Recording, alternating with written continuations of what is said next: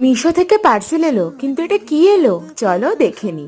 আমি জাস্ট স্নান করে এসেছি, ভাবলাম তোমাদের সাথে আজকে একটা মিশোর আনবক্সিং শেয়ার করি। আমি হীরামান্ডির লুকসটা ক্রিয়েট করার জন্য মিশো থেকে একটা নথ বা নাথিয়া যে যেটা বলো অর্ডার করেছিলাম। মিশোর থেকে অ্যাফোর্ডেবল রেঞ্জে আমি মনে হয় না আর কোথাও পেতাম, তাই আমি মিশো থেকেই অর্ডার করেছিলাম। বাই দ্য ওয়ে, তোমরা কারা কারা হীরামান্ডি দেখেছো আমাকে কমেন্ট করে জানাও, আর তোমাদের হীরামান্ডির ফেভারিট ক্যারেক্টার কোনটা সেটাও জানাও।